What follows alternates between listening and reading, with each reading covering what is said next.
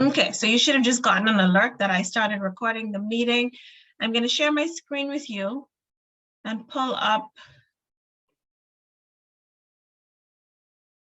the uses of the comma exercise that I just spoke with you about. This one was pretty simple. We're going to layer it though. And by that, I mean, we're going to add to this uses of the semicolon and distinguish between the two. And then you'll have punctuation exercises requiring you to distinguish between where a comma is needed, where a semicolon is needed, where a period. Okay, so it'll get a little bit more complicated. I was pleased with the responses that I got to this exercise.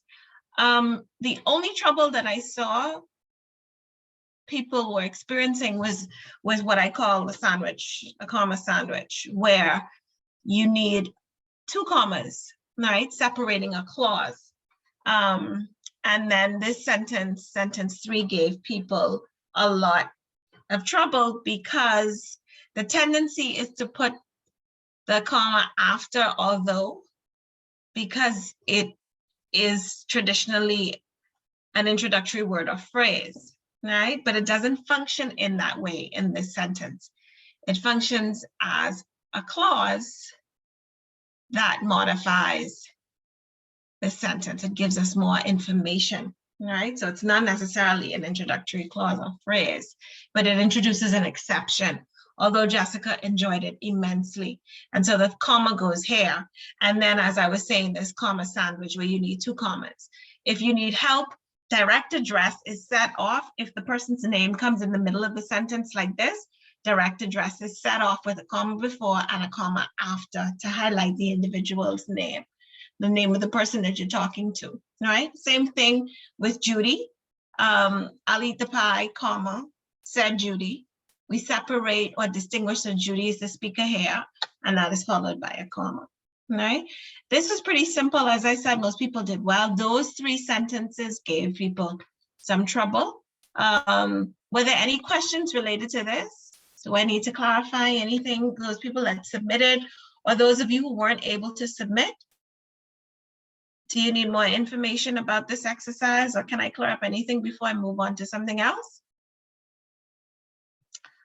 All right, so I'm going to stop this share. Was I sharing that? You see, yes, my navigation bar was hidden. There we go. Okay, so what is going to be our focus this evening? We have quite a lot of work to do, quite a bit to cover, and we are going to use our time wisely.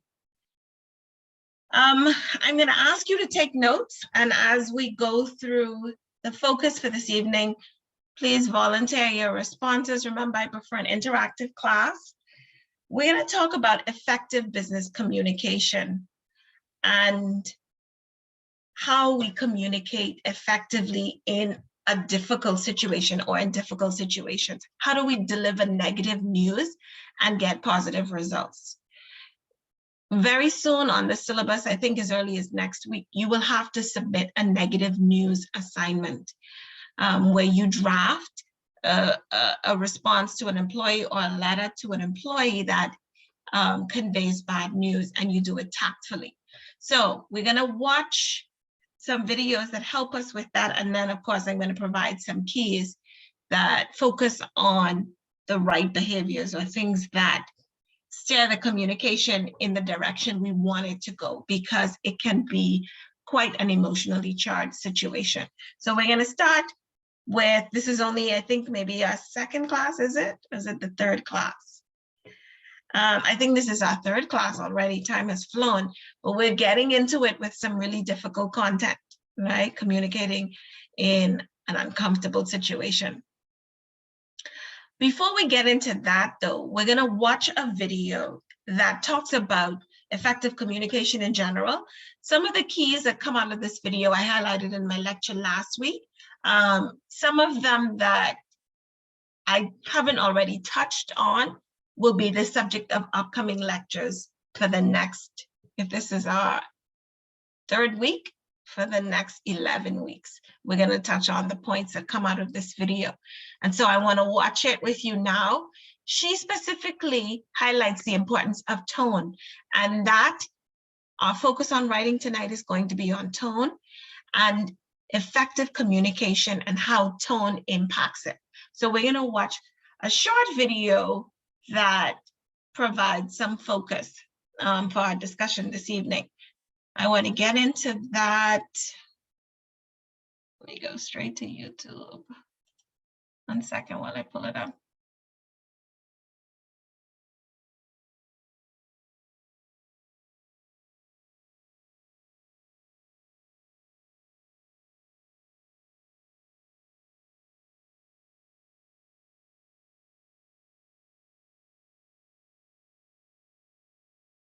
And of course, I'm going to be asking for your feedback on this video, what you thought of some of the ideas and tips shared. So please pay careful attention. Let me share this with you.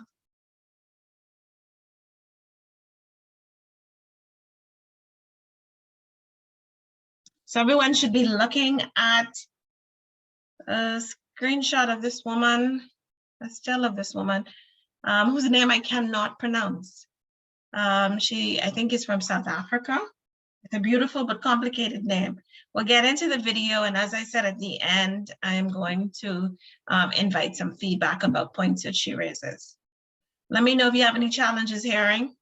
Welcome back to another episode of Get Corporate Ready. My name is Buhlali Bayile, and I know that you are here because you are looking to elevate in your corporate career, right? In this video, we'll be tackling an essential skill that is required of you as you come into the workspace. And what we're going to be talking about today is effective communication.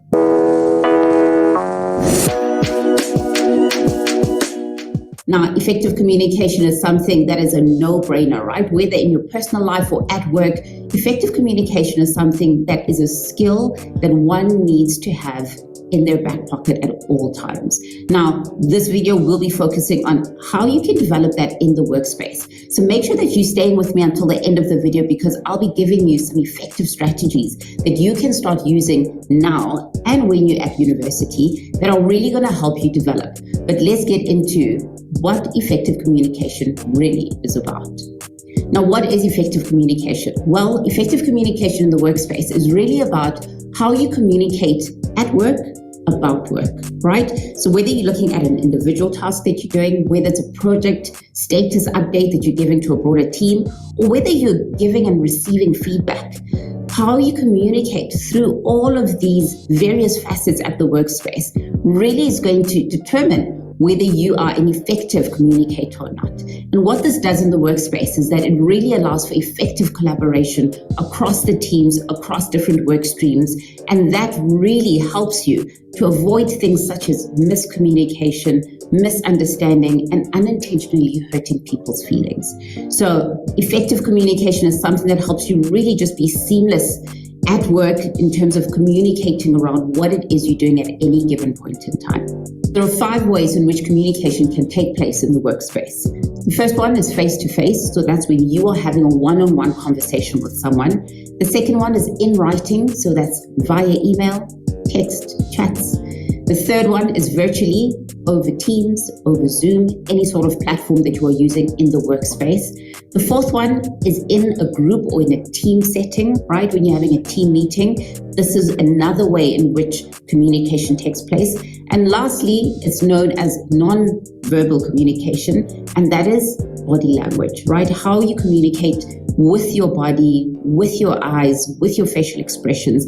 That is a form of communication. So you may ask yourself, what does good communication actually look like in the workplace? Well, when you're aiming to communicate effectively, one thing you should aim for is clarity, right? You need to be clear about what it is you're trying to say and the intention behind it. Secondly, you need to always be someone that is seeking to resolve problems or conflict than someone that is creating problems and conflict, right? So when you're about to say something, ask yourself, am I proposing a solution here or am I creating more conflict, right? And thirdly, you need to be the kind of person that's always aiming for two-way communication, right? So it's not about you having the last say, it's about you creating the type of environment that allows the next person to then also be able to have a say or be able to respond to what you're saying, right? So those are the 3 things you must always ask yourself before you communicate. What am I trying to say? Am I solving a problem? And am I allowing for the next person to be able to communicate back? So always think about that before you communicate something and ensure that you're able to tick each of those boxes before you communicate. Now, in the next segment, I'll be giving you 7 tips for effective communication. Now, the first tip I have is try and speak face-to-face as much as you can, right? Speaking face-to-face really allows for you to be able to hear the tone of the person, see their facial expressions, and that way it avoids that level of miscommunication, misunderstanding of tones in emails or any other forms of communication. So where you can, try and speak face-to-face as much as you can, because that really also just goes to fostering a relationship with the person that you're speaking to, because you're really able to then see and feel the intention of what it is they are communicating. Secondly, always be mindful of your body language and tone, right? So when you are having your face-to-face conversation, make sure that how you speak also communicates the intention behind what you are saying. Now, if you're the kind of person that loves to go into meetings and speak like this, right? Or you just sit there, someone's speaking to you and this is what you do, or you spend your time doing this every 2 seconds. Guys, what that communicates is that that person is wasting your time. What it communicates is that you're really not interested in what they have to say. So make sure that you are always aware of what your body language is when you are speaking to someone, and also be mindful of your tone, right? When you are trying to communicate something and maybe you're giving someone some constructive feedback, make sure that you're not raising your voice. Make sure that you're not speaking over them, right? Because what that communicates is that you are aggravated. It means you're upset, right? And that may not be what you're trying to communicate. And what that ends up doing is that people then get lost in trying to interpret why you're saying what you're saying, as opposed to actually listening to what it is you are actually saying. So your body language and the tone of your voice, make sure that you always regulate that when you're speaking to someone in a face-to-face conversation. Thirdly, always prioritize two-way communication. What I mean by this is that you also need to develop your listening skills, right? Communicating effectively is not just about making sure that you're articulating what it is you want to say, but it's also about allowing the other person to be able to respond. So as you listen to the next person, listen with the intention to understand what it is they're saying, not with the intention to respond. So it's very easy for you to listen to someone, but in your mind, you're actually just waiting for them to finish so that you can get back to the points that you want to make. But when you're actually prioritizing two-way communication, it means that you are listening to the person to understand their point of view, to understand where they come from, right? And by doing that, you're facilitating a very collaborative environment, which takes me nicely into my fourth point, which is to build on your collaboration skills, right? Always know how and when to disagree and whether it's necessary or not, right? Communication is not just about, like I said earlier, having the last say, making sure that you are heard over the next person. Facilitating two-way communication means that it's important to understand that you're trying to always collaborate with the people that you are working with, right? You guys are always working towards a particular outcome. And so the idea is to really, how can we facilitate the type of communication that allows us to collaborate well, right? The collaboration skills really just speaks about knowing how and when to disagree, but also knowing also how to work through the differences that you guys may have. My fifth point is always stick to facts and not stories, right? A lot of times we create stories from facts that we hear, and sometimes we make assumptions of why people have said certain things that they've said. Now, instead of making assumptions, make sure that you take the opportunity to ask the person what they meant by what they said, right? If something didn't sit well with you, don't make an assumption of ill intent from the next person. Find out why they did it in the way that they did. So as we communicate, let's always ensure that we're sticking to the fact. What is it that is actually being communicated, and spend less time assuming and creating stories around the intent behind the fact. The sixth tip that I have, always know when to communicate what. When is it appropriate for you to have a text message in communication? When is it appropriate for you to just pick up the phone and actually have a phone call? When does it actually matter that you're having a face-to-face as opposed to doing it in writing, right?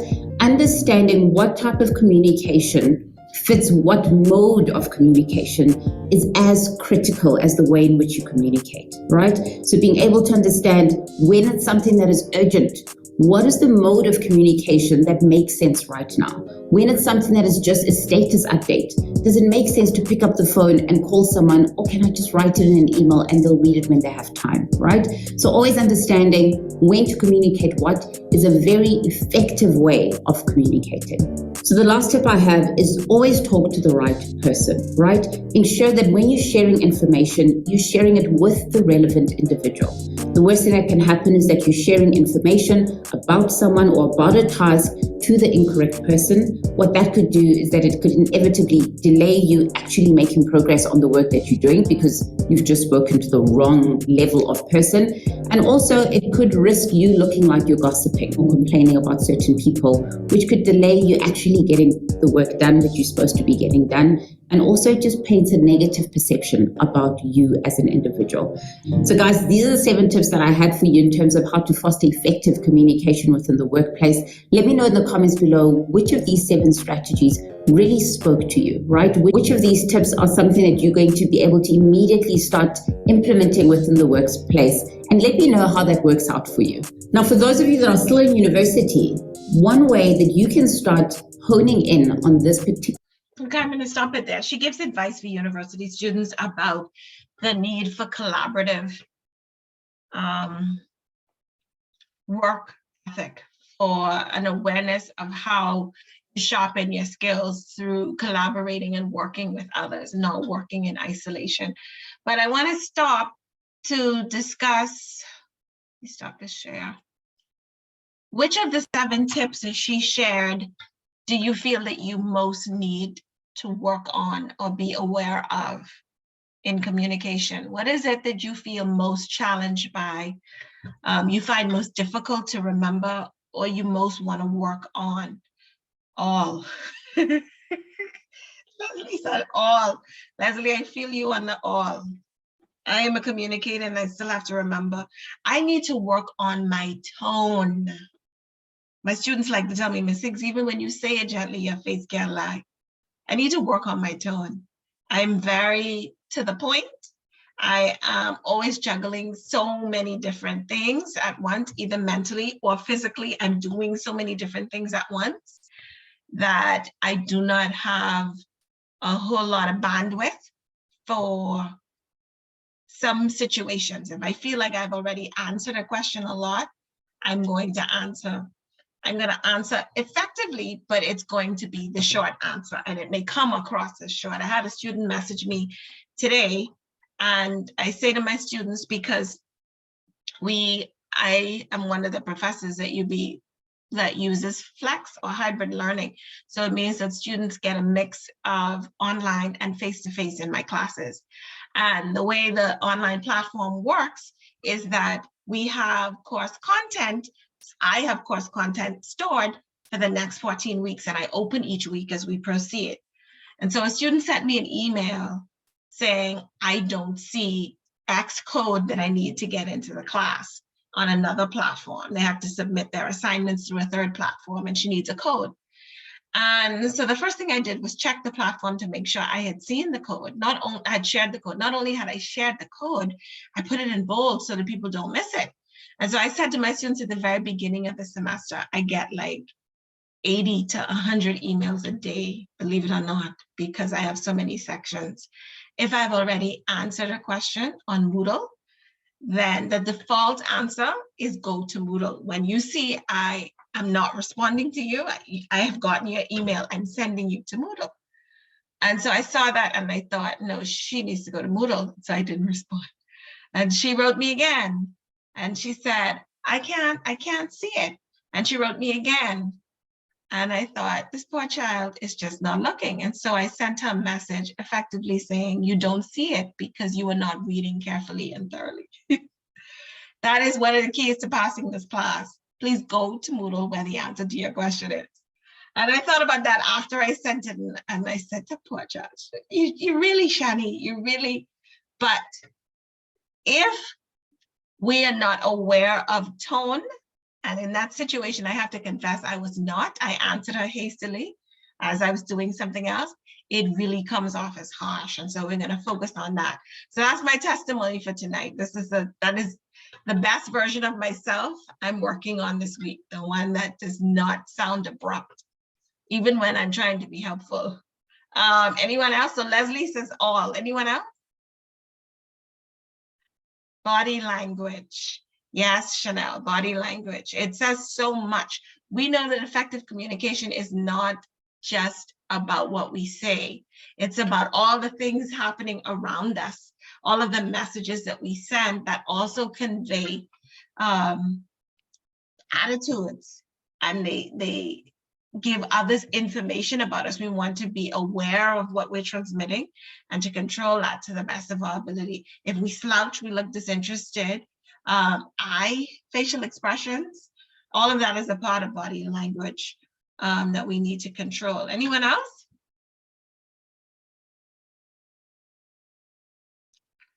All right, so For me, go ahead.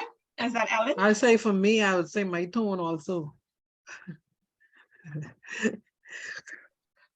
It's definitely work in progress, Ellen, for me too. But I just have a serious look. Right, I do as well. I've heard that. Yeah, I've heard that. And you look unapproachable, or you look like don't bother me today. Right. Yeah, I've heard that. And all of that is transmit. It's actually a part of body language as well, right? So in the upcoming weeks, we're going to talk about the things that communicate around us and the ways that we communicate, and the inadvertent messages we send and what we need to be aware of. Tonight, we're going to focus on tone. We heard our speaker emphasize it several times.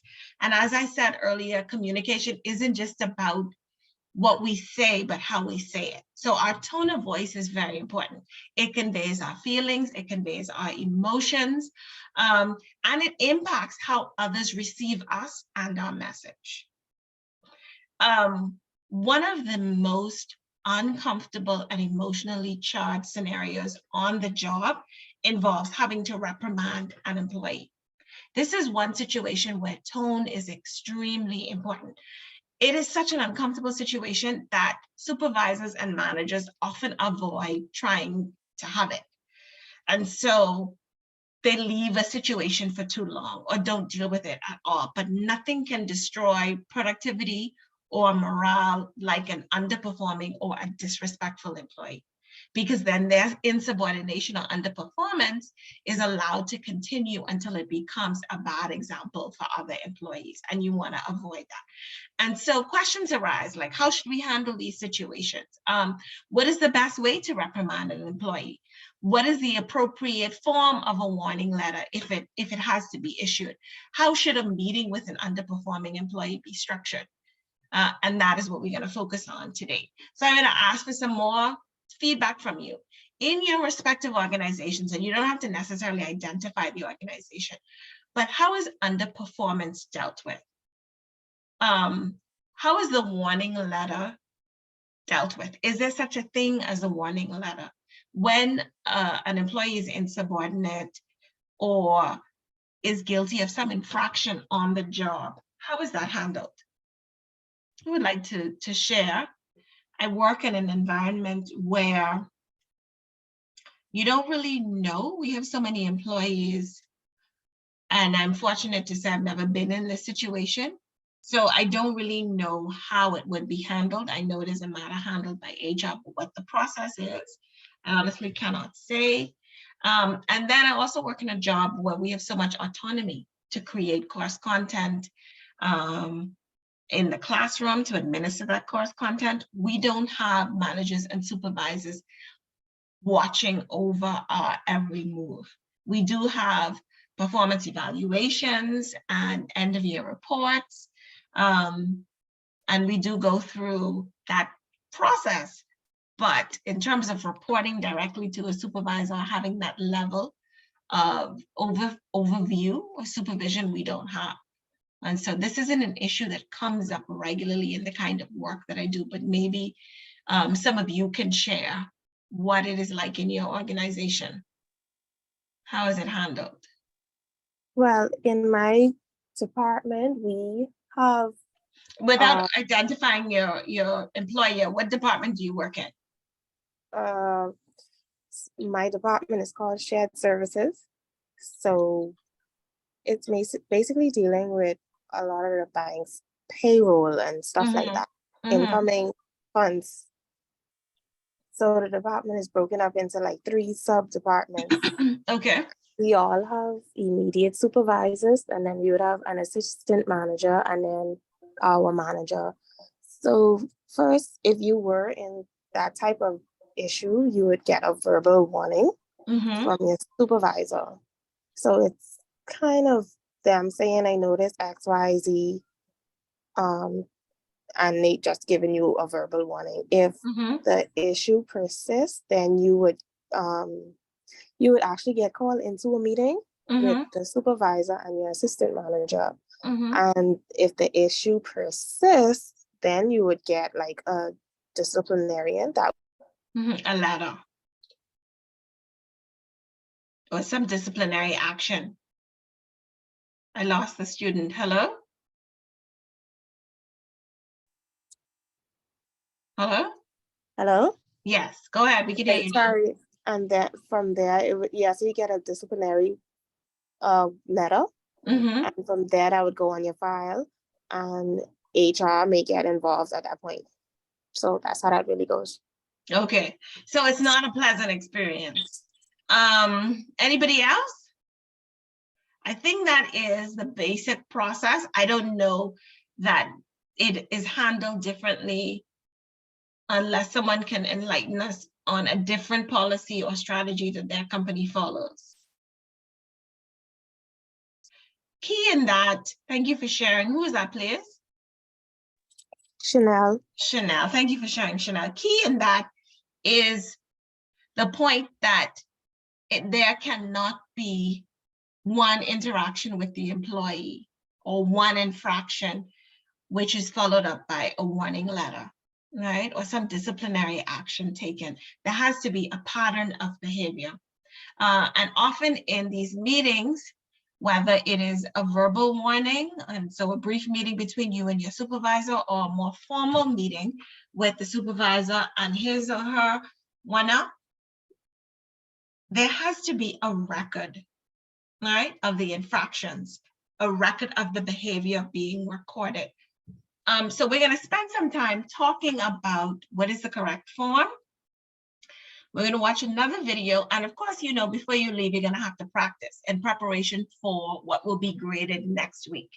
All right, I don't want to give you a graded assignment without working through some of the kinks through a practice exercise tonight, and then you can turn in the assignment next week. So we're going to watch a role play carried out by a supervisor or manager and a supervisor and an employee. And it doesn't go well, but this video demonstrates the right and the wrong way to handle an underperforming employee. And of course, I'm going to stop midway and invite your feedback.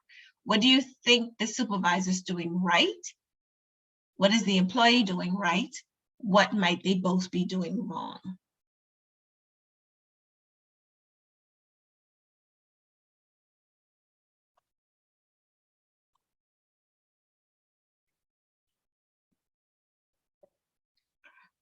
Okay, so let me share my screen with you.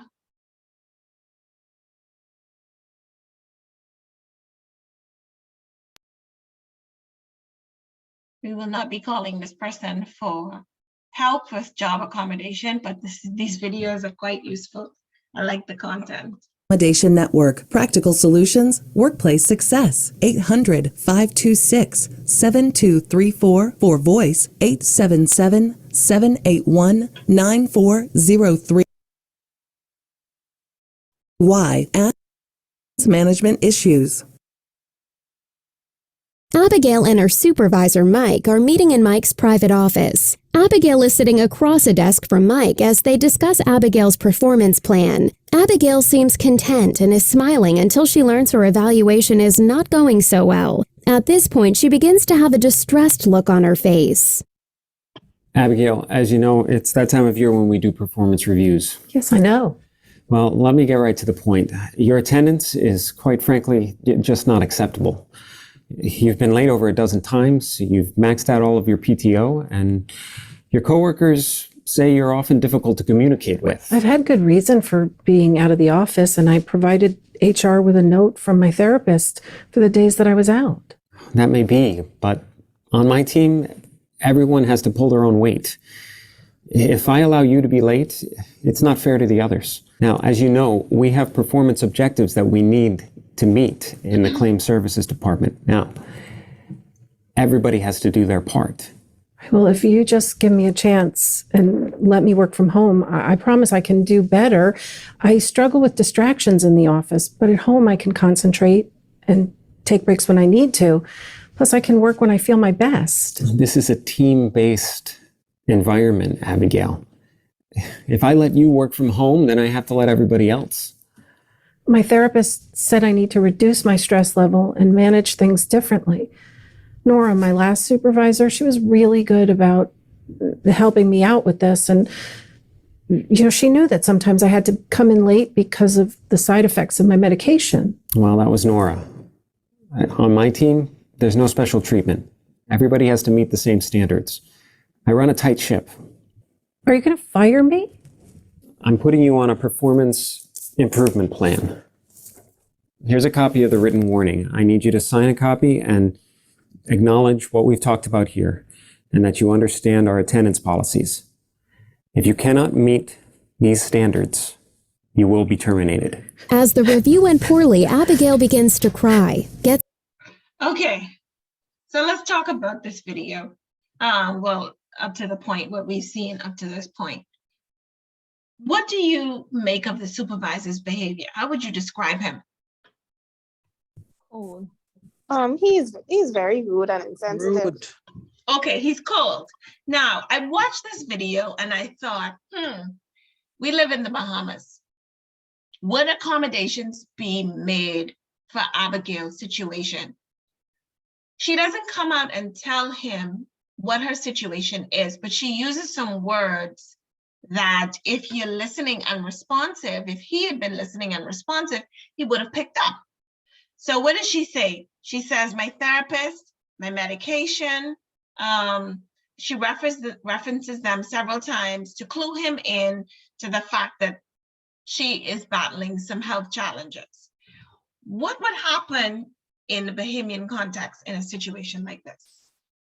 Would allowances be made, or do you think the attitude would be, no, you need to come to work and do your work, 9 to 5, that's what we expect from you? And we could be honest and frank.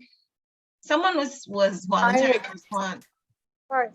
So I would say, from my opinion, it really depends on the organization.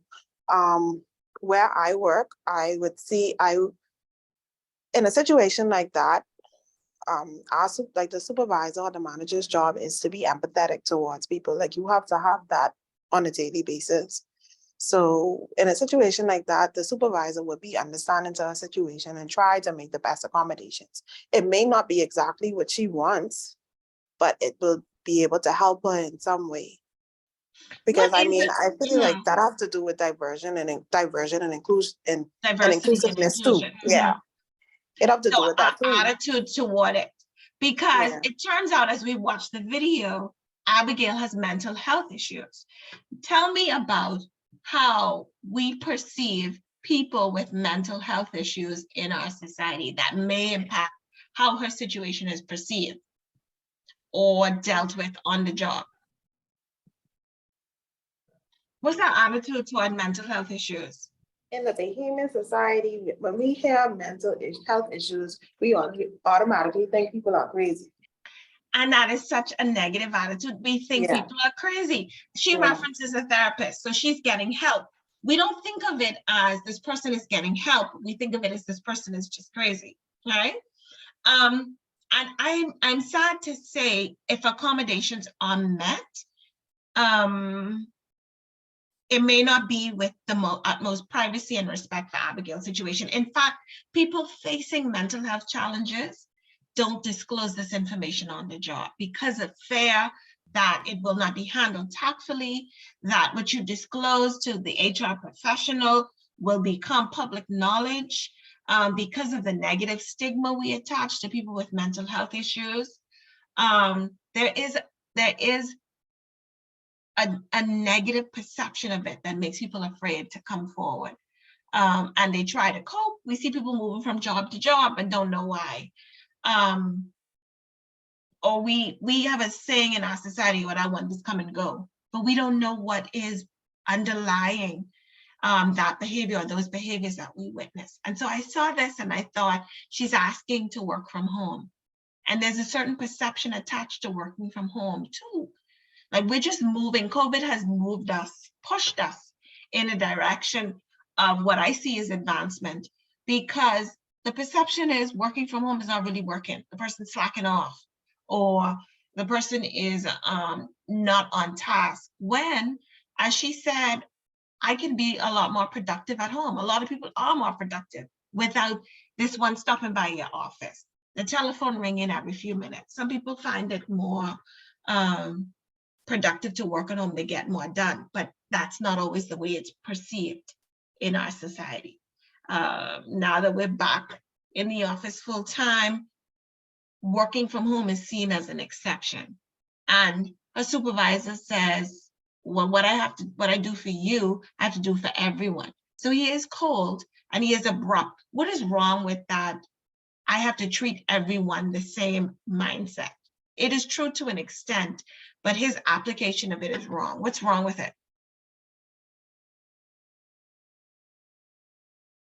He's insensitive. He is insensitive. I heard a male voice talking. Can you always apply one brush, treat everyone the same? Does that always work?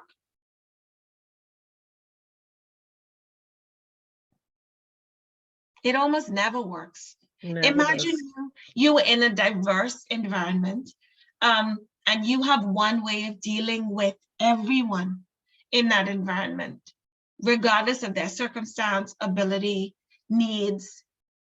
It is not going to work. And he is not seeing the employee in front of him with very specific needs that do not necessarily reflect the needs of other employees. And so this attitude that I have to just see the situation as black and white and not look at the nuances and not look at the individual employee situation is causing a problem. And she is a good worker, but he is not seeing the person in front of him. He's looking at a bunch of numbers. You've used all your personal time off. You're late all the time. He's seeing that pattern without trying to get to the bottom of it, right? And as I was saying, I watched it and I thought, would she have been fired? Would she have been given the attention in the Bahamas? So let's see what happens. Does she do anything wrong before I play the video? Does she do anything? We identify what's wrong with the supervisor. Is Abigail doing anything wrong? The way she left the room. Ricardo, how does she, you mean she left crying? She refused to sign and she left crying. Is that what you mean? Is that wrong? No, considering she have a mental issue and she have all those issues, and then he's speaking to her so abrupt, Right. without no sympathy. And without trying to understand her situation. So she was Although, frustrated. yes. So she left without signing. We're going to talk about whether the employee has to sign and what could be done when they don't sign. Crying on the job is not ideal, but we're human, right? And this is a distressing situation. We could ask the question of whether she should have revealed to her supervisor. She worked with one supervisor before and was transferred to this team. Whether she should have revealed to her supervisor that she had some challenges and that she was seeking help, but she, as I was saying earlier, probably wants this to remain private because of the perception.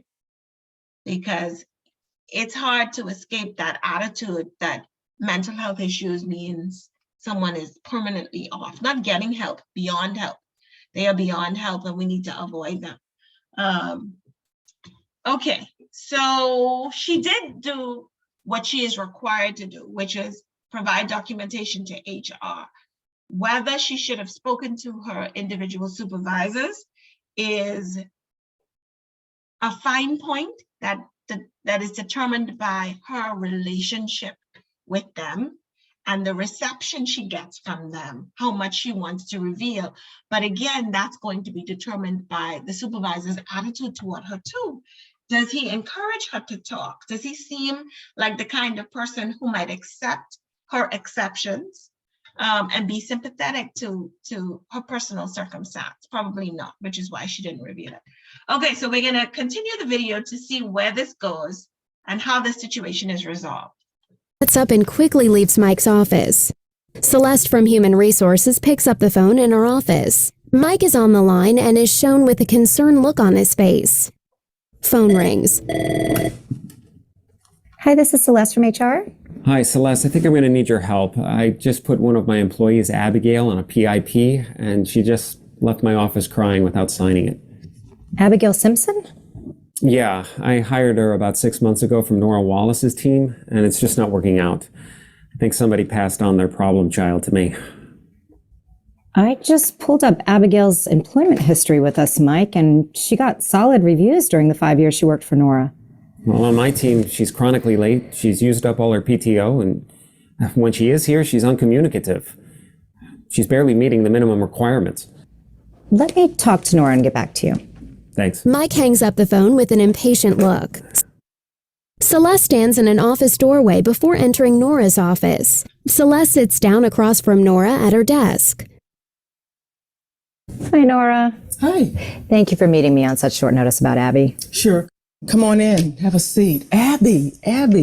We miss Abby. I haven't talked to her for a while. Is everything okay? Not really. She seems to be struggling. Lateness and attendance issues.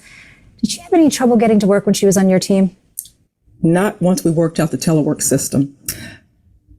Abby is a good worker, period. But she has health issues that she has to manage and she needs flexibility. We worked out a schedule where she could see her psychotherapist regularly and then work the hours where she was feeling best, even sometimes if it was late at night.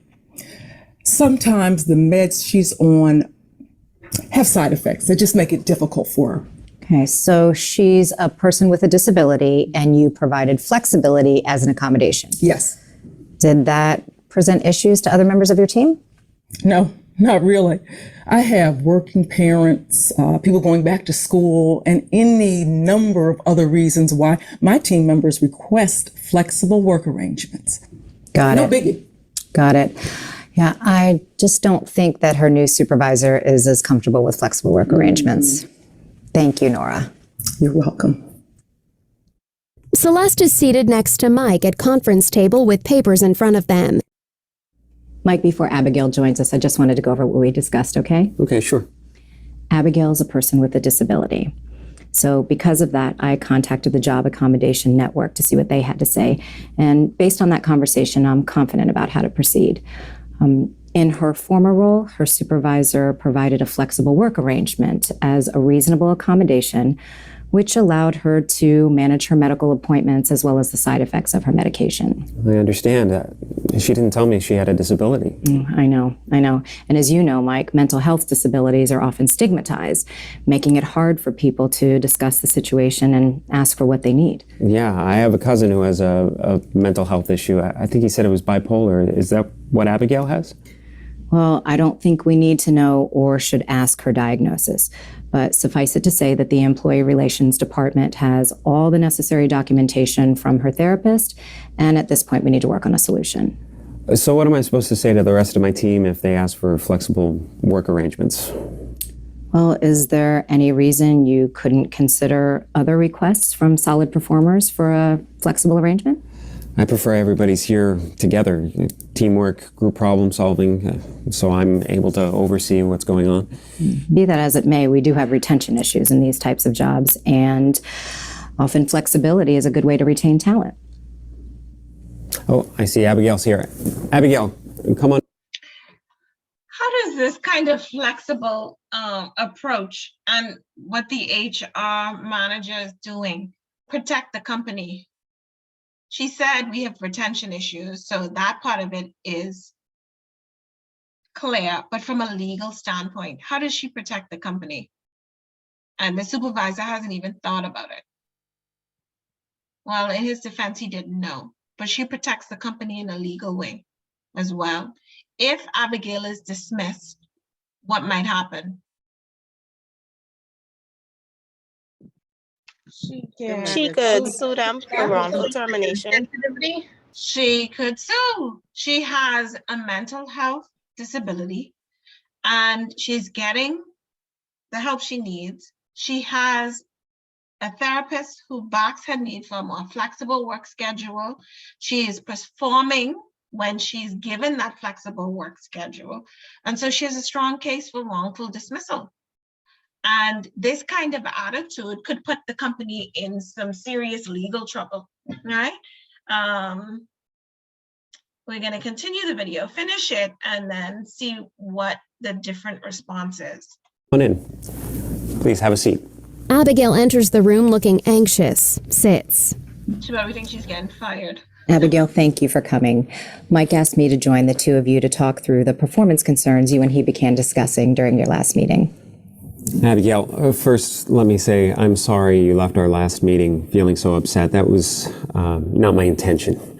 I understand from your last supervisor, Nora, that you were a great performer, and I want you to be equally, if not more successful on your role in my team. Yeah, Nora was great, and she let me work from home when I needed to. Abigail, I didn't realize when you asked for special working arrangements that it was to accommodate a disability. Yeah, I don't really like to bring all that up at work.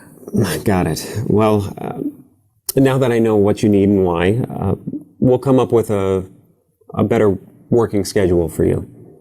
What are you going to tell the other team members? I mean, what if they ask why I'm getting what you so-called special treatment?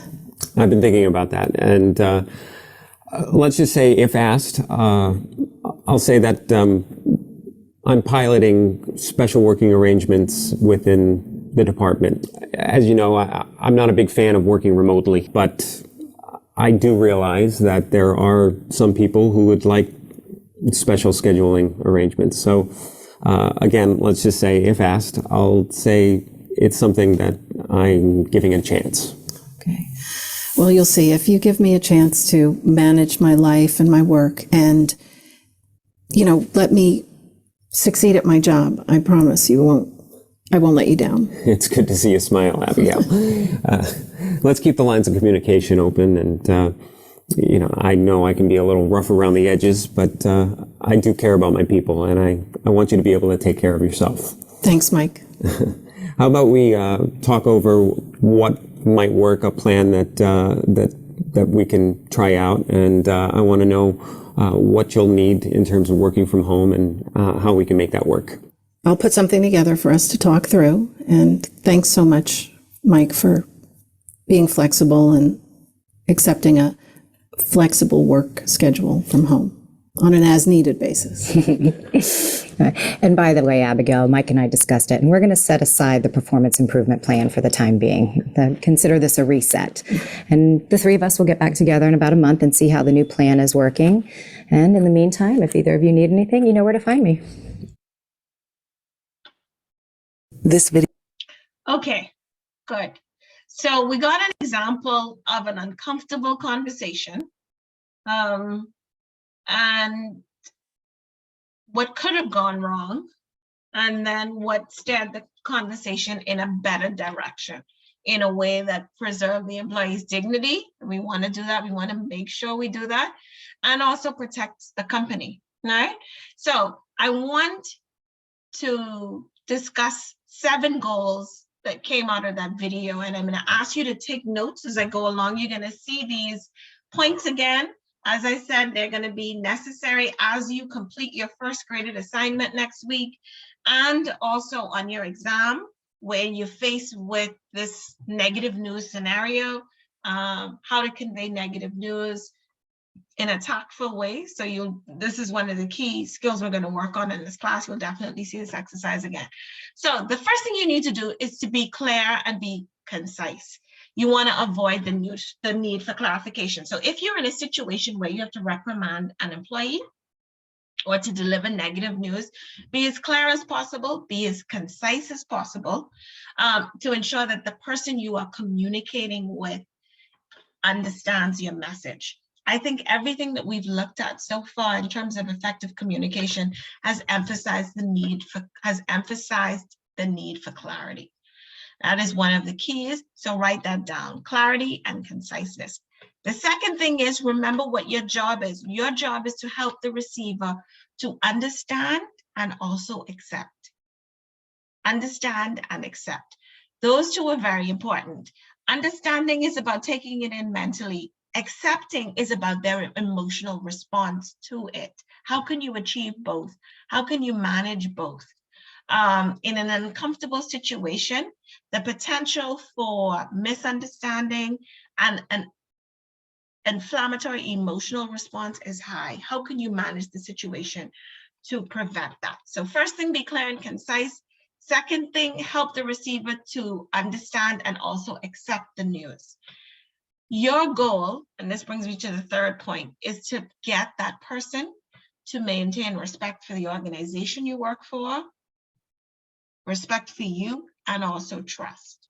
Because bear in mind, not all negative communication is about severing relationships.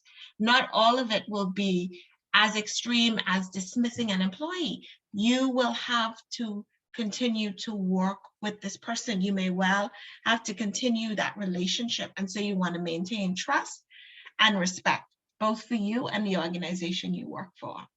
And for the receiver, you don't want to take away the person's dignity. You can see, or we could see very clearly from watching that video, that Abigail felt private and a degree of apprehension about her mental health issues. She's aware of the stigma attached. And so she said, I don't talk about it at work. She's concerned about her professional reputation. She's concerned about how she's perceived on the job, and rightly so.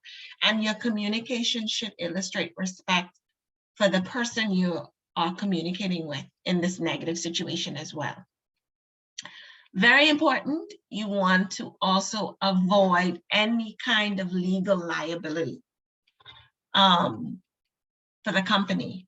And we're going to talk about how to make sure that you are not making the company liable through your actions, or if you're the one communicating the negative news through the things said. All right. The next thing is, and I said this earlier, maintain the relationship. Even if the person gets upset in your supervisory capacity, or whatever capacity you work in, bear in mind that you are on your job in a professional setting. You want to maintain the relationship and handle yourself in a way that secures that respect and trust we talked about, and reduces the person's anxiety. So keep their anxiety at bay. You saw when she came in to the meeting a second time, she looked anxious. She probably thought she was being terminated, right? After we watched that little role play, I'm sure that we might expect after that, that if she has a problem, she will come back to her supervisor. She will communicate more openly because he's opened the door for that and showed himself as somebody willing to consider difference and make accommodation for it, because we can't have a one-size-fits-all approach, not in this age of diversity and inclusion, the two very important words that one of you mentioned earlier. We have to be aware of difference. At UB now, I had the very interesting experience several years ago of a student needing an emotional support animal on campus. And so there she would be with her dog walking around campus. He is creating the most disruption, but attending class. That is her emotional support animal. And so we're making accommodations for these kinds of things that 10 years ago, people weren't even concerned about. What was an emotional support animal? Who even thought of such a thing? 10 years ago, that might have been our response, but more and more we're making allowances for the diverse needs of the people that we interact with. And then most importantly, you want to achieve the outcome. As uncomfortable as it may be, you take steps to mitigate the discomfort, but you do need to communicate the bad news. You don't want to be that supervisor or manager that puts it off because you just don't want to deal with it, or that puts it off because you know how this employee just carry on, or this employee is too difficult to deal with anyway. The conversation has to be had no matter how uncomfortable it is. And so remember to achieve the desired outcome. So I'm going to repeat those goals. Be clear and concise. Your job is to help the receiver understand the news and accept it. Your job is to help maintain trust and respect, to avoid legal liability when communicating in a difficult situation or communicating negative news. Do not expose the organization to any liability. Preserve the relationship. And that goes to as far as even if the person is being terminated, our society is small, you see people again. And so work to preserve the relationship, work to reduce anxiety associated with this exchange, this negative exchange, and then remember that your goal is to achieve the desired outcome, to communicate the news, no matter how difficult it may be. So I hope you got those key points. I'm going to share a format with you. The form of a letter of warning, the things that you should include. Let me share my Zoom screen. Let me share my Word screen. The things that you should include, hopefully you can see this. Let me make it a little bit bigger.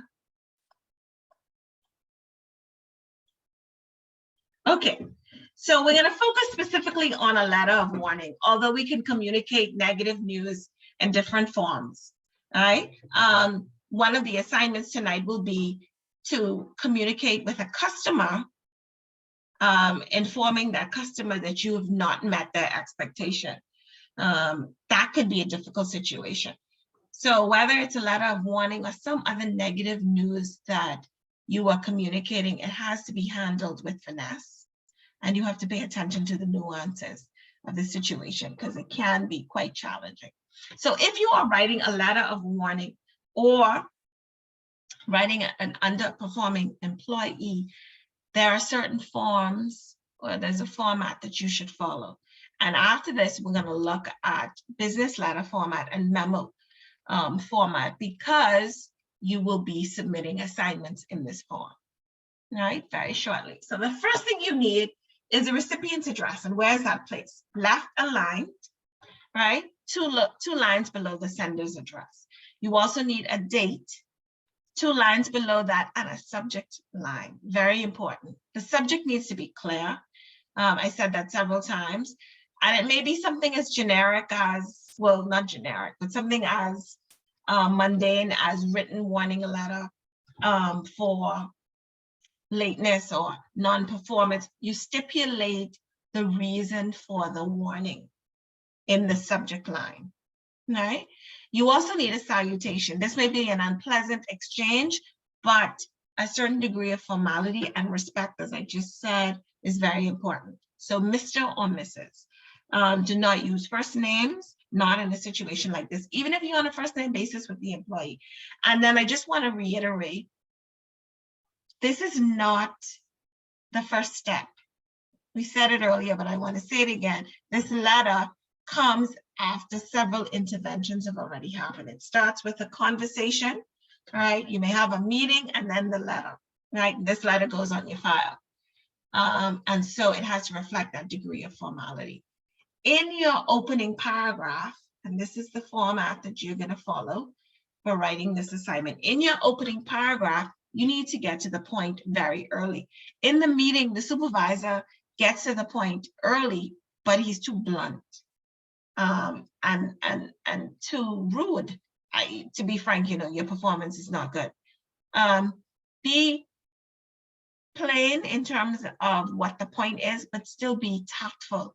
Provide specific details within the first paragraph. So what is the nature of the infraction? And you need evidence. So you need the dates on which they occurred. Was a verbal warning given? Include the date on which the verbal warning was issued. The details of that conversation. What in that conversation were the next steps the employee was supposed to take? What you're doing is providing a timeline and a trail that you can document and show this behavior did not just begin. The company is now responding in this way because there have been several interventions and nothing has changed. Okay? In the body, you then explain the steps the employee must now take to correct the issue. Unless this is a letter severing the relationship with the company, in the body of the essay, there has to be, in the body of the letter, there has to be a willingness, a demonstrated willingness to give the employee time to improve or work on the behaviors, right? Whatever the infraction is. Whether it's more coaching that you're providing, more training, but you provide the specific details, right? And the timeline for completion. You will be given X weeks or X months to work on this behavior. The supervisor puts her on an employee, a PIP, a performance improvement program designed to correct the behaviors as he saw them. And then in your final paragraph, you provide any disciplinary action that the company is prepared to take if the behavior is not rectified, if no positive changes are shown. All right, what step will the company take? It's at this point in the letter that you need to demonstrate, you have sought legal advice if necessary. If you are saying termination may follow, make sure you have grounds. You've gotten the advice of an HR professional or legal advice if the company has an in-house lawyer, right? Make sure that you protect the organization from any liability. And then you can close the letter, but in a positive way. You don't want the person receiving the letter to feel diminished or demeaned or disrespected. Make them feel as though you believe they can and will improve. Right? You end the letter on a positive note. And if they refuse to sign, you sign. Even if it's a typed letter, you need a handwritten signature. And if they refuse to sign, you cannot force them to sign. There are ways around this though. Send an email, and in that way you can sort of provide a trail that it's been sent and received. But you are not bound to get the employee's signature. Some people do refuse to sign, but while it is preferred that the employee signs to acknowledge receipt, that's not 100% necessary. In situations like this, people don't sign, it still goes on your file, right? And so storming out of the room and saying, I signed in, that really makes you look bad, right? And doesn't provide the opportunity you need to work on it or show a willingness to work on it. Okay, all right, so final notes. This is a difficult situation, be professional, be tactful. And just to reiterate what I said, show the person some respect. This also has to follow a particular timeline. You can't see the infraction for months, warn the employee in January, and then you see the behaviors continue and issue the warning letter in November. It has to be delivered in a timely fashion. Waiting will only diminish the impact of this letter and will cost the company because you're not addressing. I'm sorry, I keep looking to the right of my screen. Is where I see the people in the class. I see you all registered in the class. If you wait too long, then you're costing the company because you're not addressing the issue. You're letting it simmer and continue, right? Stick to the facts. That was one of the points that came out of the video we watched. Stick to the facts, not the story that we create around the facts. This person is just lazy. They didn't do well on their last job. They were just a problem. What do we have in front of us, and be objective about it, right? And then because this letter represents you, you want to proofread it. Make sure you have your facts together. Remember the potential for legal liability. You want to avoid that and avoid grammar and mechanical errors. Imagine you reprimanding someone in a letter, and what they want to do is take out a little pen or pencil and correct your letter and send it back to you. The horror, right? The absolute horror of a situation like that. So proofread and make sure that the letter represents you well, both in tone, right? And content. as far as grammar and mechanics. Okay?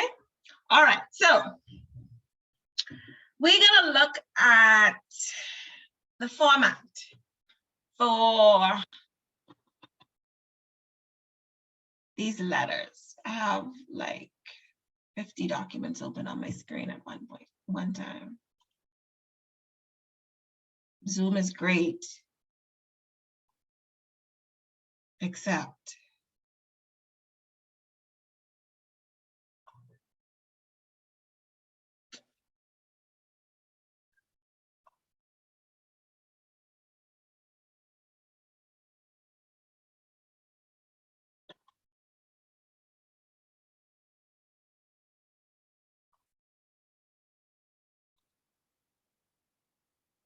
okay, here we go.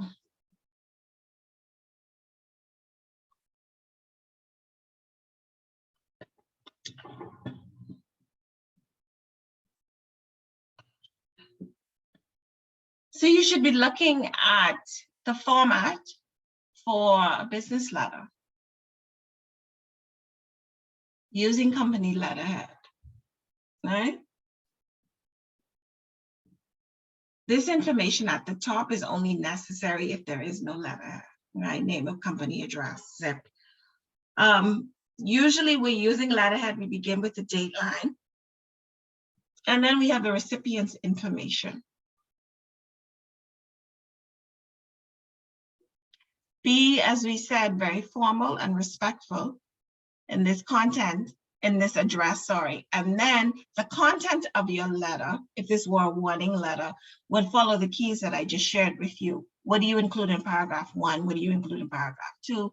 What does your closing strive to do? You don't want the letter to be long and drawn out. This shouldn't be pages long. Think about whether the person is even going to read something that is pages long. And you want your language to be simple and accessible. And by accessible, I mean understandable. You don't want to talk over the other person's head, all right? This is the form that you will use. I'm going to send this to you because you will be completing business letters in this class, all right? Using this format or following this format. This is generally used for external communication. And of course you have your complimentary closing, and you leave space 4 lines for a signature. When you are using internal communication, and this is regarded in a lot of cases as more informal, but it depends really on the subject of the memo. Then you use a memo, an internal memo, which communicates to an organization, to members of a particular group or within an organization, and it follows basic format, right? You definitely need a header and a subheader, which provides the to, from, and date. And we'll look at what this looks like in a minute. The same way we had a letter template, we'll look at a memo template just under this. And then a carbon copy. This part is optional, right? But if it's going to a manager or somebody else, then you'd include the CC. A memo is technically short, but it can be as long as 2 pages. It depends on the subject of the memo. It's usually short. It may be shared with a manager or a head and then posted on a bulletin board for everyone to see, or it may be shared with every member of the company. And the subject could be as informal as a party being planned for employees, or something related to employee dress code, or some behavior that needs to be addressed.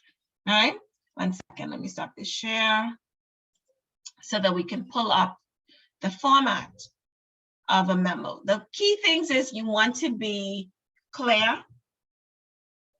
That is always point 1, clarity. And then there are keys, there are strategies that you can use to create this kind of clarity. Maybe you can use bulleted points, right? To emphasize and draw attention to each point separately. Your tone and formality should suit your audience. If it is an issue with employee dress code, Obviously, it's going to be more formal than a memo letting your fellow employees know that your company is planning a party, right? If it's available, use company letterhead for the memo as well. And as always, proofread, right? We can't get past the proofreading. So I'm going to share with you a template that shows what a memo would look like. All right, so you might see this on your company bulletin board. And these are the headings. You have the date and a very short memo detailing whatever issue is relevant or needs to be addressed in the company. So as I said, I'm going to share this and the business letter format with you. If you're writing a letter of warning to an employee, is it going to appear as a memo in a memo form, or should it be a formal business letter? Formal business letter. This is going to, even if it's an internal letter to a person in an organization, and we use memos quite often for that, this is more formal. The warning letter would be more formal, and so that is the appropriate way you communicate, right? Or the form. One of the things that came out of the video is knowing what form to use, what medium to use to communicate. We talked about that last class as well. All right, good. Do you have any questions for me? I'm going to share an assignment with you. I've been talking for an hour and 15 minutes straight, and now it's time to pick your brains and for you to sharpen your colleagues as you talk through this exercise that I'm going to share on screen. Let me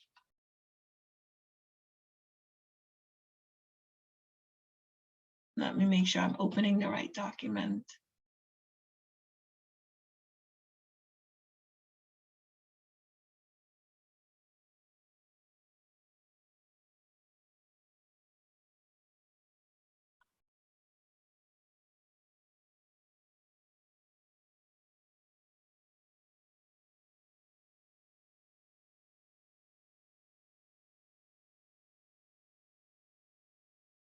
Okay.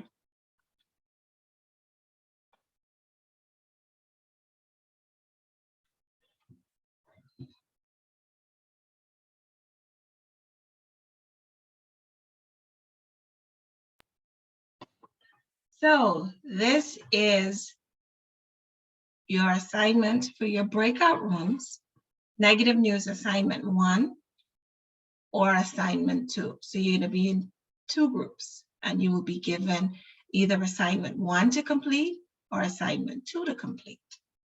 So for the first assignment, a supervisor has the difficult task of addressing repeated tardiness with an employee. He's frequently late, and the problem is getting worse. Your manager told you to deal with it. You spoke with Chris about the problem, gave him time to improve. After 2 weeks, you see no changes. He needs a warning letter. Something like lateness really needs to be addressed quickly. Sometimes you're given more time to rectify the behavior than others. If it's a situation, and I want you to imagine that it's a situation where Chris works at a bank and he's a teller and he arrives perpetually late. And so it means that the bank is short one man for the first 15 or 20 minutes of operation. How will that impact the operation, right? The performance of other employees, the customers who are waiting in line to be served. So something like that needs to be dealt with. And then assignment 2, for those people in group 2, a manager for an event planning company has to tell a customer that the banquet hall where the wedding was being staged, and the only word I could think of is stage, as though it's a performance, where the wedding is being held has flooded. And so they have no wedding venue. And they are forced to pivot and think of a solution. So you have 2 situations, 2 very distinct situations where you have to communicate negative news. How do you maintain respect, sensitivity in each? How should each be handled? And so with your classmates, you are going to draft a response to each assignment, and you will share your response with me and everyone else. right? So I'm going to put you into breakout rooms. Let me stop the share just for now. And I'm going to put you into breakout rooms up to, there are only 9 of you in the meeting at this point.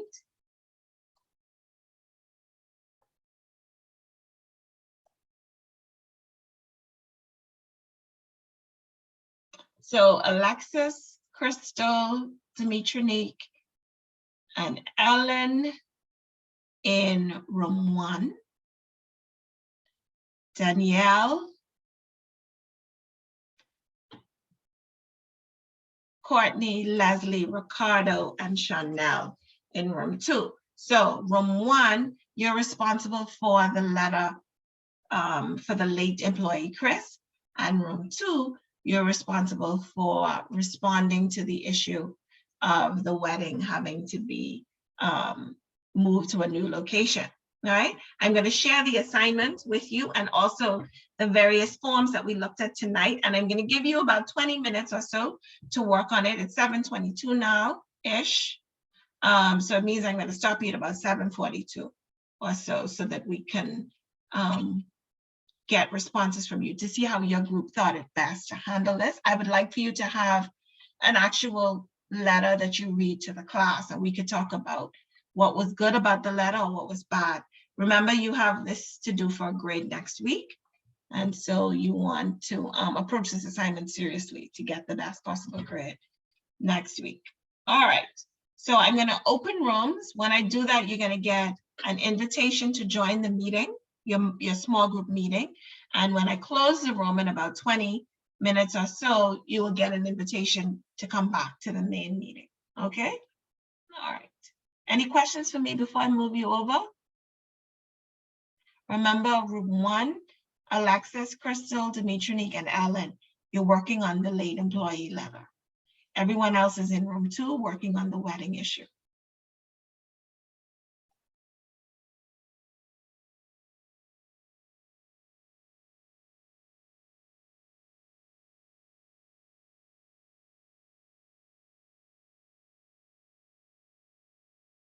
Check your emails. I'm going to be sending quite a bit of content there right now.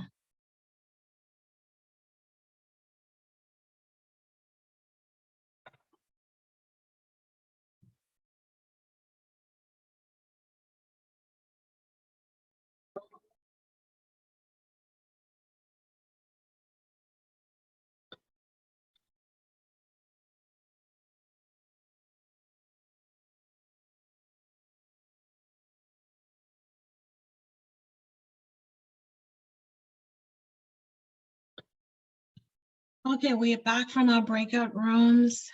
We're still waiting on 6 students to join the meeting, the main meeting. I hope that you had a productive session in your discussion groups. It got off to a rough start, but I hope that you have something to share.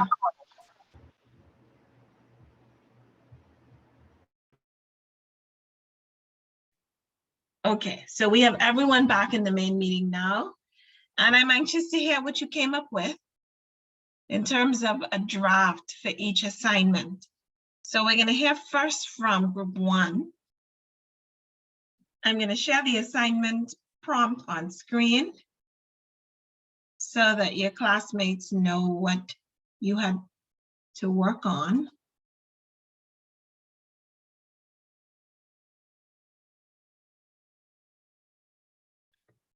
So this is group 1's assignment, the tardy employee. Who is going to share group 1's draft?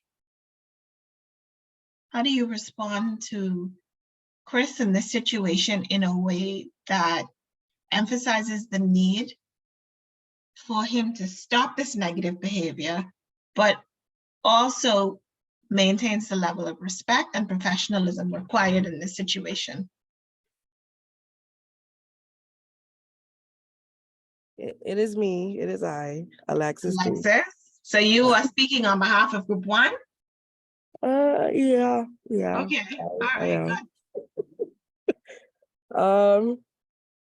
Okay, I have Sam, Mr. Smith, The company has noticed you have been late reporting to work on the following dates: January 15th, 2023 through January 20th, 2023. This letter serves as a written warning prior to our verbal conversation on the 21st of January, 2023. This behavior compromises the service we offer to our clients and our company morale. We expect that you adjust your tardiness, or if being late, call ahead of time and let your supervisor know so that we can best adjust our, oh Lord, that's why I stopped, oh Lord. So that's where you stopped? Yeah. Okay, all right, so it's a start. Now, do we want to give, let's as a group talk about this. Do we want to give the employee the option of reporting late? No.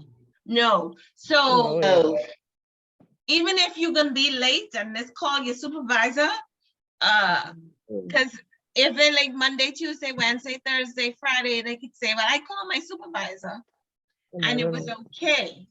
In a situation, what we want is the behavior to stop. We understand that things happen, you know, a circumstance may arise, health may be an issue, but while we're willing to accommodate those special circumstances, we can't give the impression that a call beforehand, if you're going to be late for whatever reason, is okay. Leslie?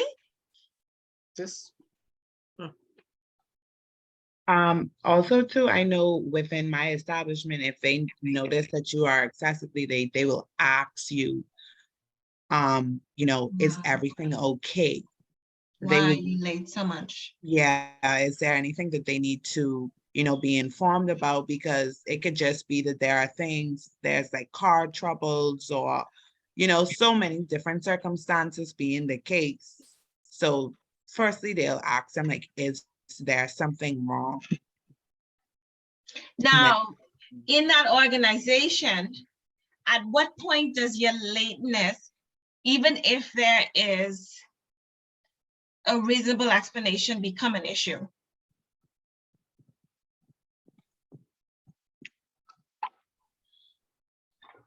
Sorry, you were asking me? Anybody, but I in your organization, you may or may not be able to answer that, but anybody, at what point does lateness, even if there's a reasonable explanation, become an issue? I think when it starts to affect other team members as well, or the productivity of the whole work department. As with all things, we need to be flexible, right? Yes. And so if an employee is 10 or 15 minutes late, but they work in an office, they're not a part of line staff, they're not customer facing, they didn't have meetings scheduled for 9 o'clock and show up at 9:30, then we almost want to be a little bit more flexible with this employee, especially if they come in at 9:10 and work until 7, 8 o'clock at night to get the work done, right? But the example that I gave earlier, you're a teller at the bank, you know that 4 of you start every morning and you are constantly 15, 20 minutes late so that there are only 3 tellers on the line. That's a problem, right? So as with everything, we be flexible and willing to listen to what the employee situation is. It's not an automatic grounds for dismissal, especially if this is a good employee. If you combine constant lateness when you do show up to work, where you missing 2-3 days, then yeah, that might be a real issue that requires intervention. In a case like this, is there any program or intervention that might help the employee? Because remember now, negative news isn't just communicated in isolation. It's often given with tips for improvement, ways to address the situation, and in certain cases, a kind of coaching program or employee performance improvement program. In the case of lateness, Is there anything like that that can be done?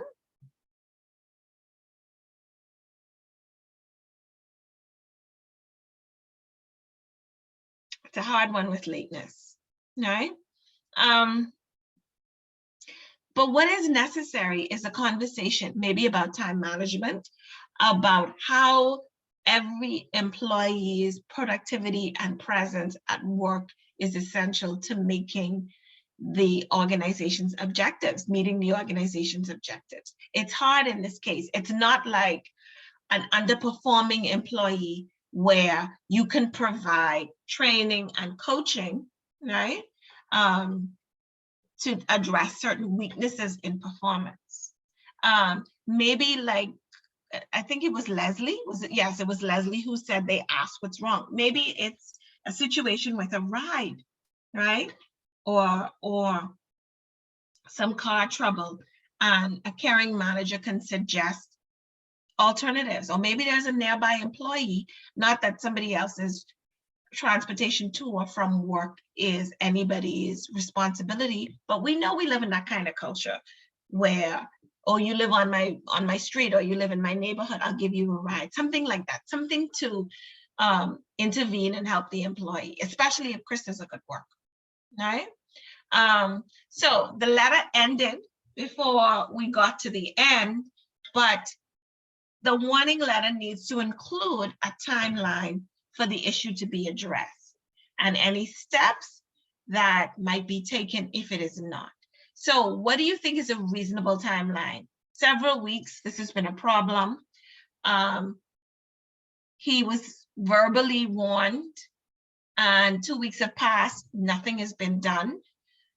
What is the next step? What should the letter identify as the next step that will happen if the behavior is not addressed?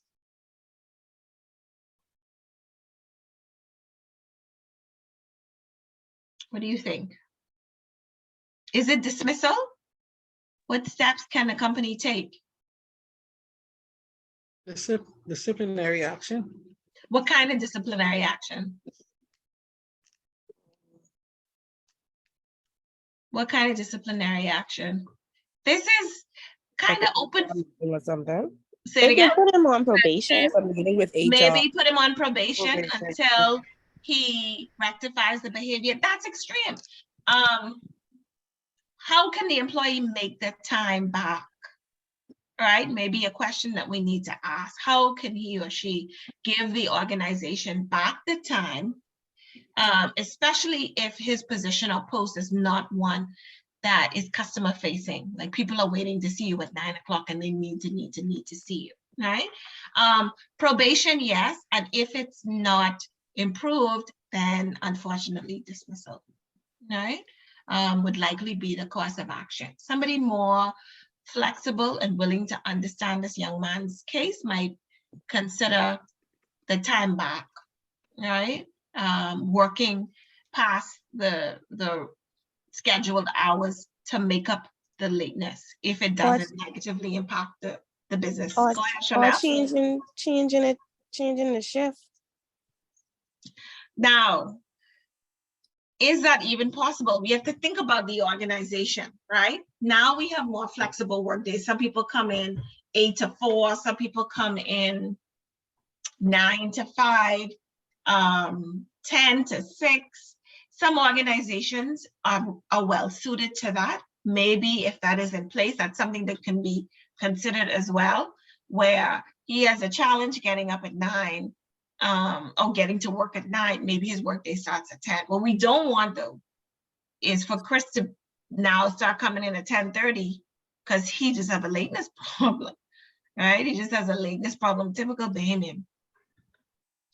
All right, good. So be flexible, be sympathetic, especially if this is a good employee. You don't want to lose the employee. And so the letter may offer some suggestions about improving his time management and ensuring that he's at work when he's supposed to be, but also it needs to be clear about any disciplinary action or steps that will follow, right? Whether that's probation, whether that's having to work and give the company the time back, even that is not ideal though, right?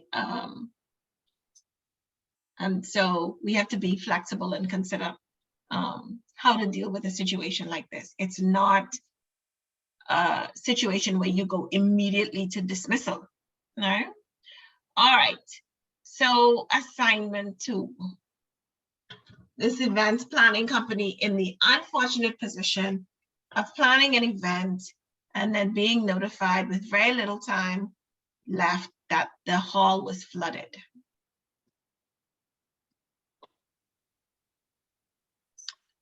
So the company chose the decor, the cake, the entertainment, the bride and groom gave the final approval and preparations have been underway. You received an email from the banquet hall informing you of a flood at their facility. They cannot host a wedding.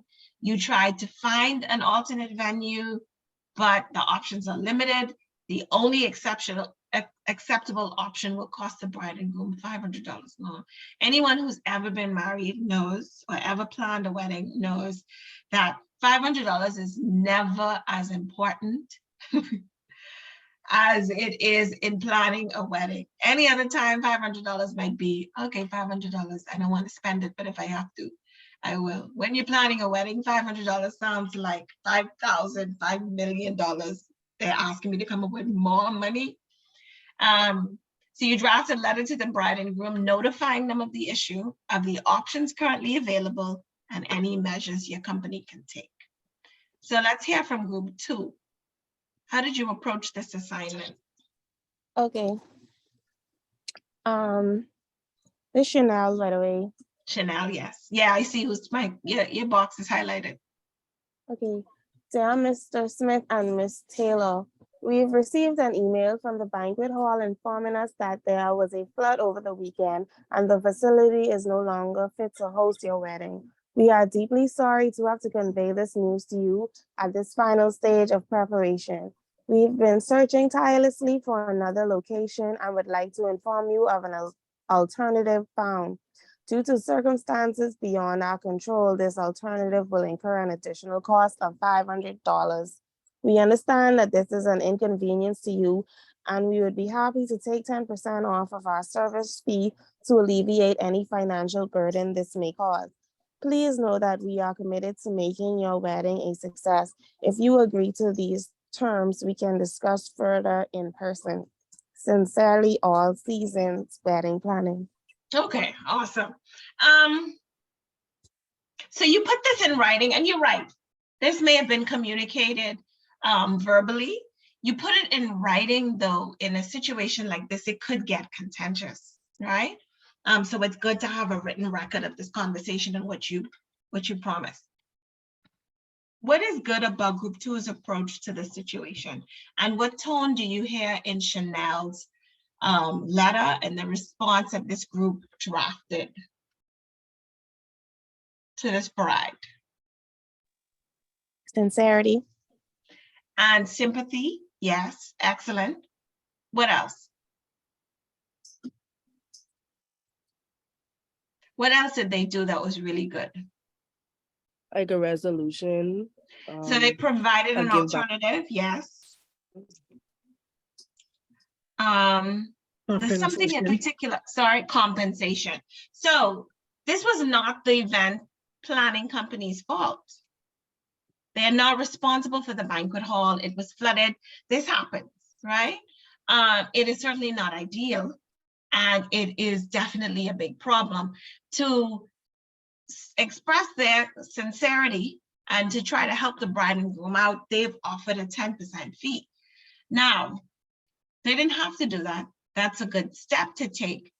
But let's consider what this might mean for the company. So let's say your fee for planning the wedding is $5,000. That 10% means effectively that you have paid as the events planning company for this $500 upgrade, right?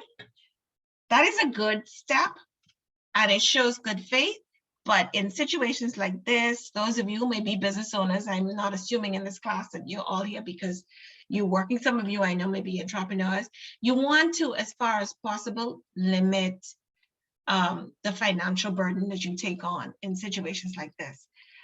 You have staff to pay, you have commitments to make as well. So 10% is good. It shows good faith, but always consider the individual circumstances and what you are committing yourself to. Because if you've been planning this for 6 months at great cost to you, you don't want to potentially be left holding the bag, right? Or left having worked really, really, really hard, but not earning a profit, which is why I said to group 2, don't take responsibility for this. When I came into your breakout room, I said, don't take responsibility. It's not your fault.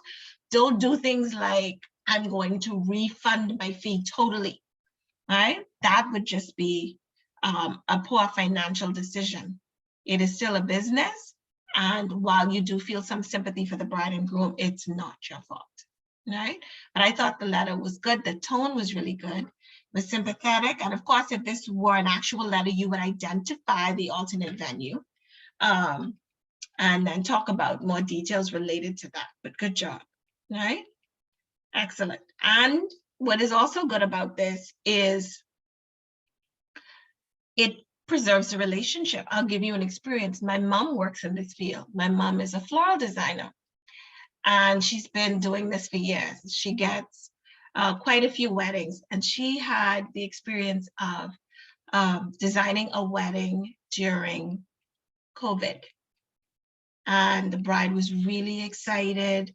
She had come to my mom for several meetings. They had it all planned. My mom had ordered her flowers. The decorations were all done. And then the government shut down the country. And that was on that Friday in, do you remember July? Was it July 2020 or something? It was shut down on Friday, and she was set to get married on Saturday. And my mom and I were both like, the horror. Imagine that you are all excited for your wedding. You are already abiding by the COVID protocols. You know that this cannot be a large party, but you want your wedding day. You expect that this will be the only one that you will have, because this is till death do us part. And you've been planning for this, only to be told you cannot have your wedding. And the bride called my mom. She was just distraught. And she didn't even pick up her flowers. And so, you know, my mom sent her several messages, just commiserating with her as a woman, thinking this is just horrible.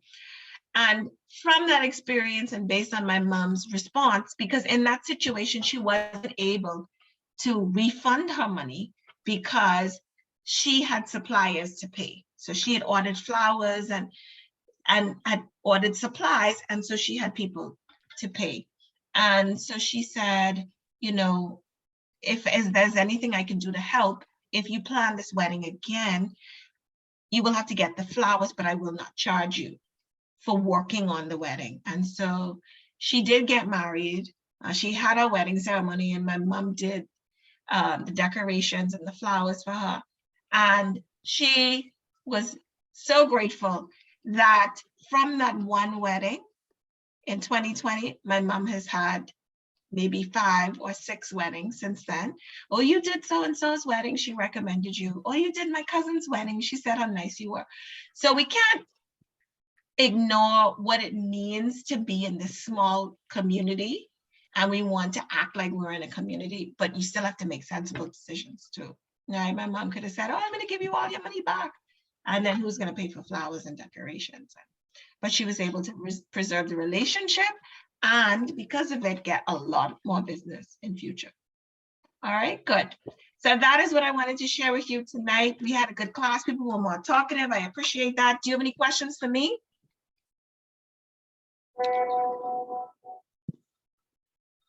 Crystal, is that a yes or no? No, I heard. I have a question. Go ahead, Chanel. The group assignment, the one you put us in groups with. This one that you just did? No, the one that's due in March. Is it, I saw on the paper it said you had to choose one, or did you choose one for us? I put you into groups already. No, I mean the the assignment is, Yeah, so the group number corresponds to the assignment that you were given. oh, okay, okay. So you have a partner or you have partners and you also have an assignment. So were you here when we did that? Yeah, I think I'm in group 1. You're in group 1. So I'm my gonna tell you assignment right would be now. assignment 1? Yeah, I'm gonna tell you right now. Let me check my notes. Okay, yeah, you were in group 1 with Byron. I haven't seen Byron since that first class. So I might reach out to him and see. But did you have a question other than? Right, so the assignment would be assignment 1? Yes. Oh, okay then. Okay, that's what I was wondering. Yes, so Leslie and Alexis, you're in group 2, so your assignment is assignment 2. Danielle and Ellen, you're in group 4. And Chanel, Ricardo, and Courtney, you're in group 3. And Ricardo, because you weren't here for the first class, I'm going to put you into group 1 with Chanel, since we may or may not have lost one student, all right? And if you're wondering about what the assignments are, they are shared at the bottom of your syllabus. And I emailed the syllabus to every student in the class just before our second class meeting last week. So you should have all gotten the syllabus, and if you scroll to the very end, you'll see the options. So Ricardo, you're now in group 1 with Chanel. And if you have any questions about that, you can email me, okay? Any other questions about the assignment? Go ahead. Hi, Ms. Higgs, what about me? This is my first class. Crystal. Yes. Ma'am.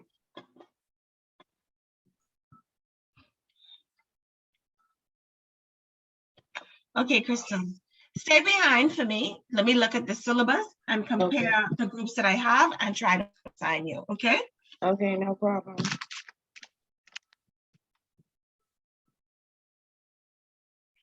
Let me just make a note. Did I send you the syllabus, Crystal? I'm not sure. Let me check my email.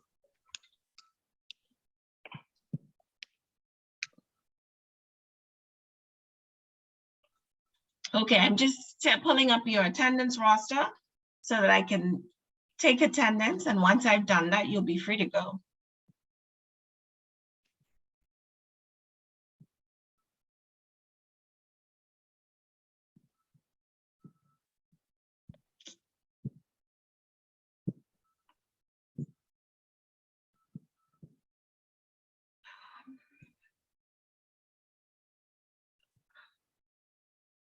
Today is February 2nd, February 1st, right? February 1st.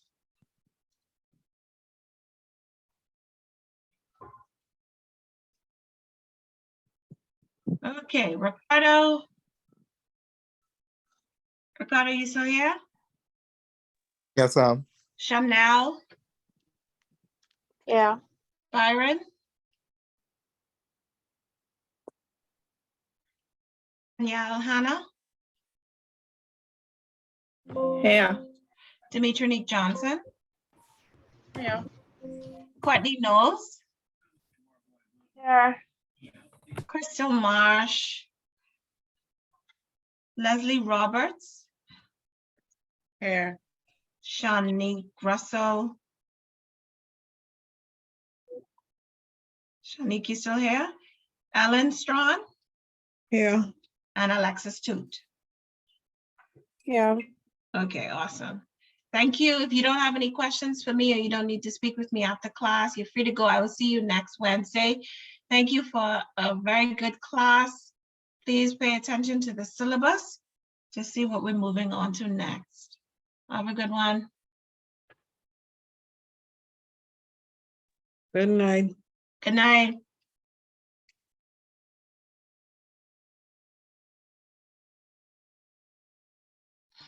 Here's a mistake. I wasn't placed in the group as either. I wasn't here last week. All right, then. So you two stay behind to speak with me. Let me just turn off the recording. Oh.